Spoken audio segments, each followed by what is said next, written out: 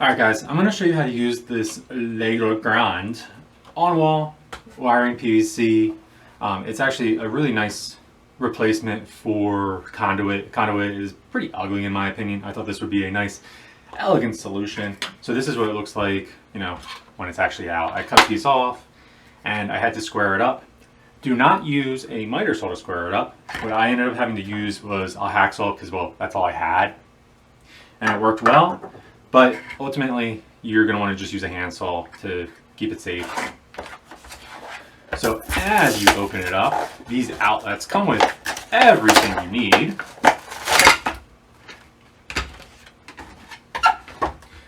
Come with the cover, the hole's not going through. Your actual outlet, that it looks like it has the anti-tampering inside of it, which is good for especially if you have kids. And a really, really bad version of this, the instruction manual.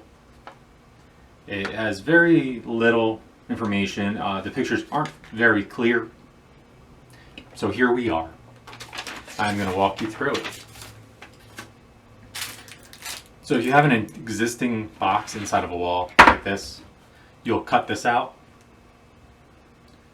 And then you'll use the hardware onto here, just a screw there and a screw there, and that'll make it, well, fasten to the wall. Nice and flush.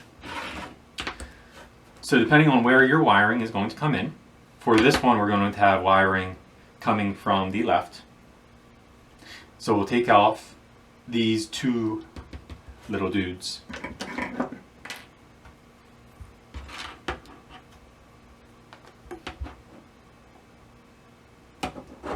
So one,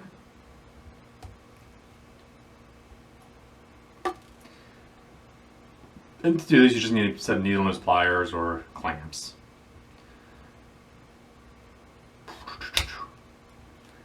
And it doesn't do a great job, but that's okay.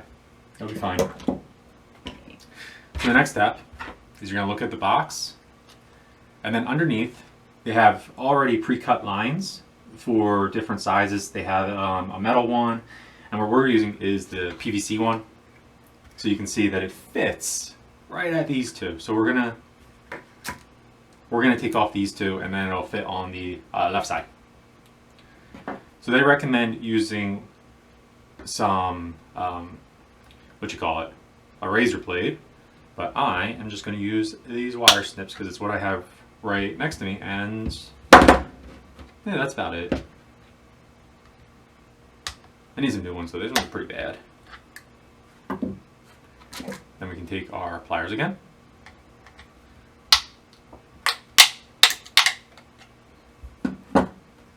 So now once you have a square piece like this, that'll end up fitting right there. And this will fit right on top.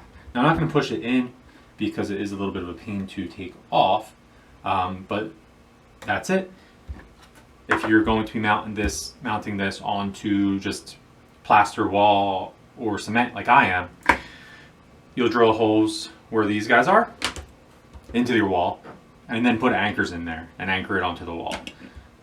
So that's basically it, and I'll show you a little bit more in depth of what I'm doing as well.